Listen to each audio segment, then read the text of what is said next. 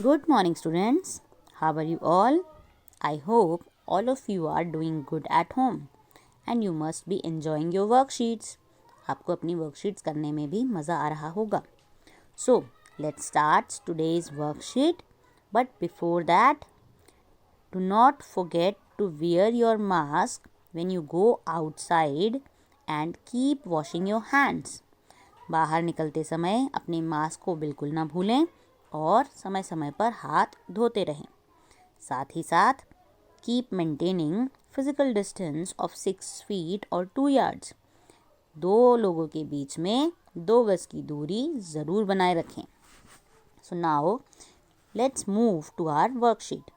Today is Wednesday and the date is 18 November 2020. This is worksheet number 111. This is your English worksheet from Unit 1, Neha's Alarm Clock.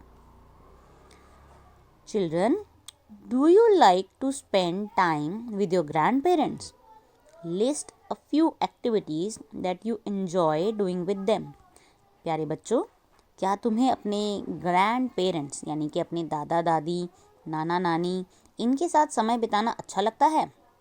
तो आपका answer होगा yes और no. अगर आपको अच्छा लगता है तो आप येस लिखिए और अगर नहीं लगता तो नो लिखिए.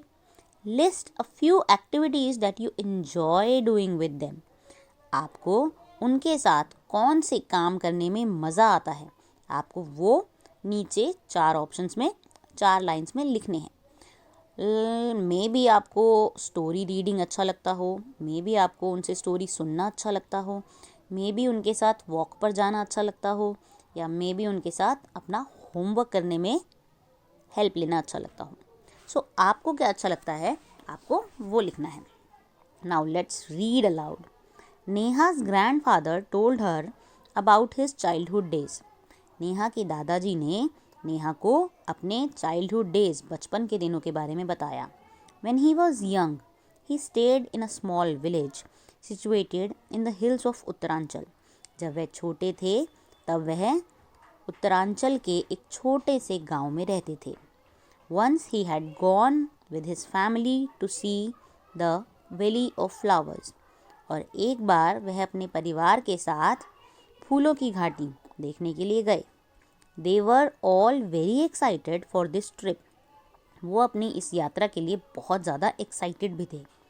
There were wide areas carpeted with the brightest yellow flower. वह पूरी जगह पीले रंग के चमकदार फूलों से पूरी सजी हुई थी. It was like a dream. वह सब बिल्कुल सपने जैसा था. The sun was shining brightly in the sky. आसमान में सूरज चमचमा रहा था. The air was fresh and clean. हवा बिल्कुल साफ और ताज़ा थी. They were all very happy to see the beauty of nature in this valley of flowers. और वो सभी फूलों की घाटी की इस खूबसूरती को देखकर बहुत ज़्यादा खुश हुए थे. Do you know that these flowers blooms only for a week in a year? क्या आपको पता है कि ये फूल साल में सिर्फ 1 हफ्ते के लिए ही खिलते हैं? Okay. This is the story of Neha's grandfather. ये थी नेहा के दादाजी की कहानी. Now let's move to our questions.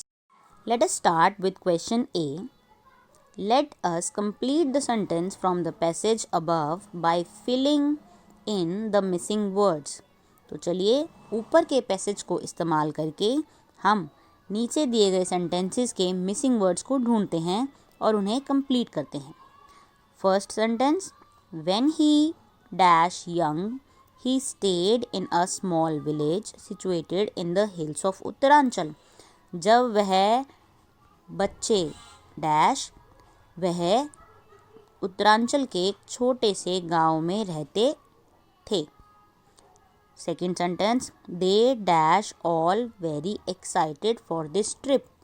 वह सभी ट्रिप के लिए बहुत ज़्यादा एक्साइटेड डैश.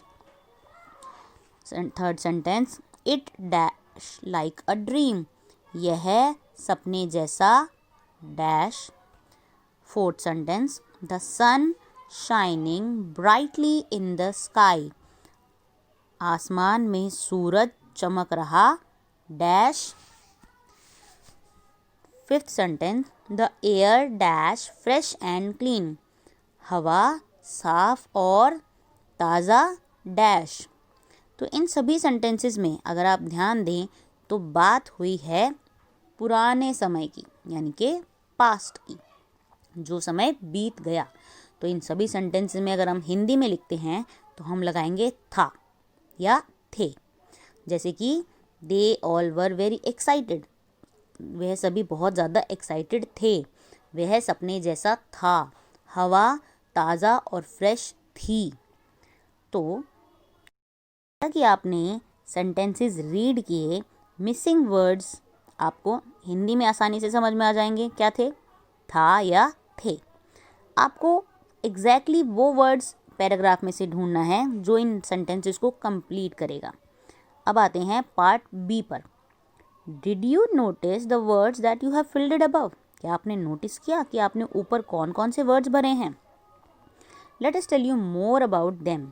यस, हमने ऊपर के सेंटेंसेस में फिल किया है वॉज या वर। तो अब हम बात करेंगे वॉज और वर के बारे में।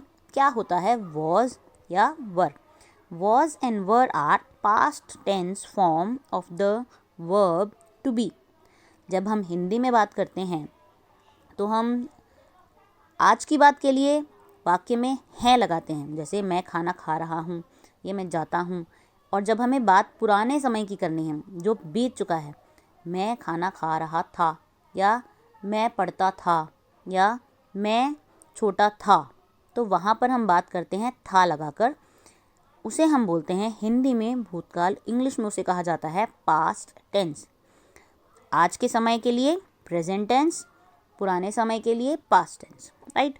तो वर्ड जो हमने ऊपर सेंटेंसेस में फिल किए वो हैं वॉज एंड वर, और ये दोनों ही वर्ड्स हमारे इंग्लिश के सेंटेंसेस में पास्ट टेंस था या थे के लिए इस्तेमाल किए जाते हैं। अब क्या होता है was? The word was is generally used with a singular object. सभी सिंगुलर ऑब्जेक्ट यानी कि सिंगल ऑब्जेक्ट के साथ हम वॉज लगाते हैं, जैसे I was, he was, she was, it was. अब सिंगुलर क्या है? जो सिंगल है, अकेला है, जिसके साथ कोई जोड़ीदार नहीं है। तो जब भी कोई सब्जेक्ट सिंगल है यानी कि एक है, तो उसके साथ हम लगाते हैं वॉज। जैसे कि I was looking for you, मैं तुम्हारे लिए तुम्हें ढूंढ रही थी। अब आते हैं वर पर। The word were is used with the plural object. Were हम लगाते हैं प्लूरल ऑब्जेक्ट के साथ, जो एक से ज़्यादा होते हैं, जहाँ पर ऑब्जेक्ट क्या है आपके एक से ज़्यादा है। जैसे कि we were, they were. So plural का मतलब है मोर देन वन, जहाँ पर ऑब्जेक्ट्स आपके दो या दो से ज़्यादा होते हैं। तो अब आप जब सेंटेंसेस कर रहे थे तो यहाँ पर था it was like a dream, ये एक सपने जैसा था। सपना सिंगल, इट है यानी कि सिंगुलर ऑब्जेक्ट है तो सिंगल, तो यहाँ पर हमने क्या लगाया वॉज। जबकि दूसरा सेंटेंस है they dash all very excited for this trip, they were very excited for the trip. They क्या है? एक से ज़्यादा है, तो वहाँ पर क्या आया है? प्लूरल के लिए वर।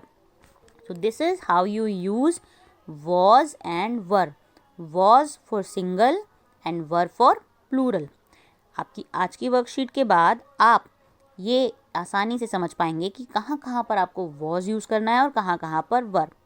ट्राई कीजिए अपनी इंग्लिश की बुक में नेहाज़ अलार्म क्लॉक में ढूंढने की कहाँ कहाँ पर वॉज एंड कहाँ कहाँ पर वर का इस्तेमाल हुआ है। हम मिलेंगे कल, तब तक के लिए धन्यवाद।